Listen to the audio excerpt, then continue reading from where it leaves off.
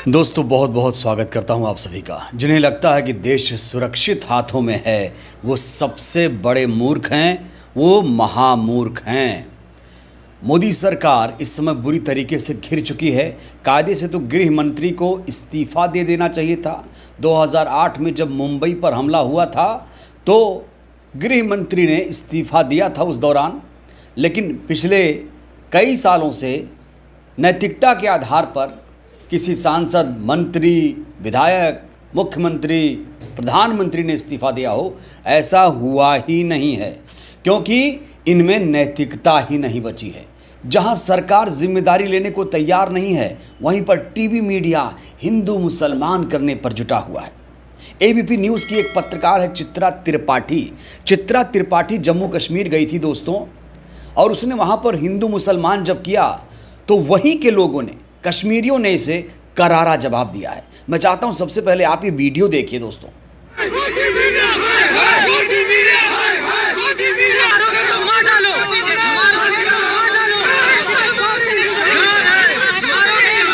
मुस्लिम का सीन नहीं है, ये इंसानियत का कत्ल है। उन्होंने वहां से क्या किया, हम बोल रहे थे मतलब अमन से रहना चाहिए, ये वहां से उनको इशारा कर रहा है कैमरा बंद कीजिए। उन्होंने वहां पे लाइव कट किया और जैसे हमने बात खत्म की वो बोल रहा है चलो फिर से कीजिए।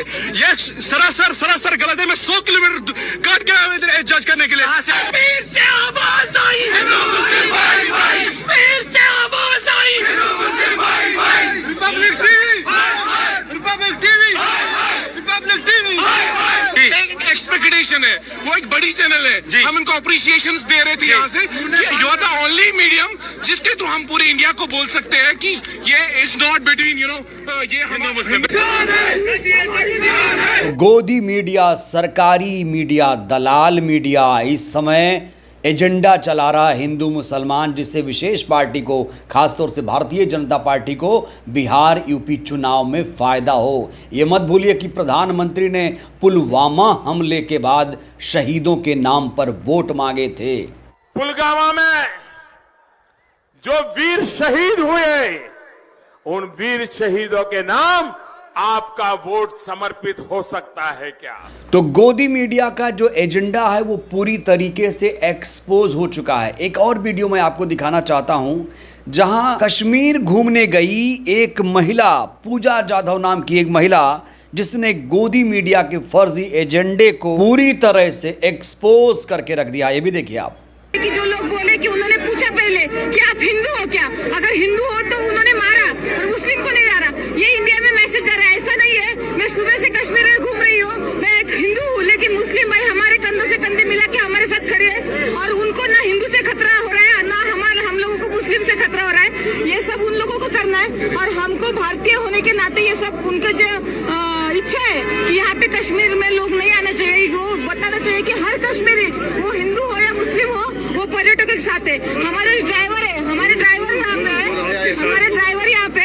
जब ये होगा तो हम डर गए, क्योंकि घर से फोन आने लगे। यहाँ पे तो हमारा फोन भी नहीं लगता, यहाँ पे अलग सिम कार्ड लेना पड़ता है पोस्टपेड। तो घर वाले पैनिक हो रहे थे। तो भाई ने हमें बोला कि एक बार हम हमारी जान दे देंगे, लेकिन आपके जान को कुछ खतरा नहीं होने देंगे। ये भाईचारा है, ये इंडिया का, भारत का भाईचारा आबाद रहना चाहिए, भारत अखंड रहना चाहिए, ऐसा हमें लगता है। आवाज दो, आवाज दो। तो बीजेपी के पालतू पत्रकार, दलाल मीडिया इस समय सदमे में आ गया है, क्योंकि जो एजेंडा था उसका वो पूरी तरह से एक्सपोज हो चुका है। और ख़ास तौर से बीजेपी सरकार की बुरी फजीहत शुरू हो गई है। याद है दोस्तों आपको, गृह मंत्री अमित शाह ने 2016 में क्या कहा था कि हमने आतंकवाद की कमर तोड़ कर रख दी है। कब कहा था? जब नोटबंदी लागू हुई थी।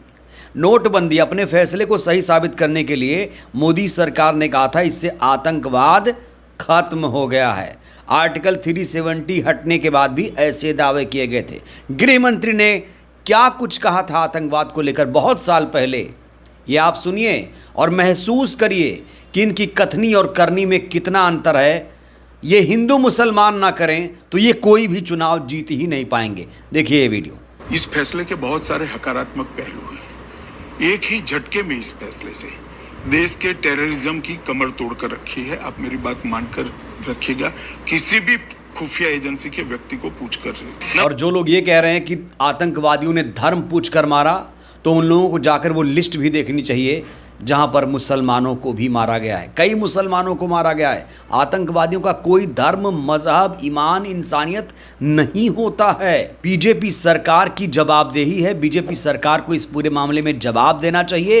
हिंदू मुसलमान करने के बजाय सरकार को सीधे सीधे जिम्मेदारी लेनी चाहिए कि हमारी ये विफलता है और हम इस्तीफा दे रहे हैं, हम देश चलाने के काबिल नहीं हैं, हम हिंदू मुसलमान सिर्फ करते हैं और हमसे गलती हुई। कायदे से तो बीजेपी को देश से माफ़ी मांगनी चाहिए, क्योंकि मणिपुर से लेकर पुलवामा, पहलगाम, ना जाने कितने ऐसे हादसे हुए जहां पर हज़ारों भारतीयों ने अपनी जान गंवाई। बहरहाल इस वीडियो में इतना ही। दोस्तों, आपको क्या लगता है, क्या आतंकवादियों का कोई धर्म होता है, कोई मजहब होता है?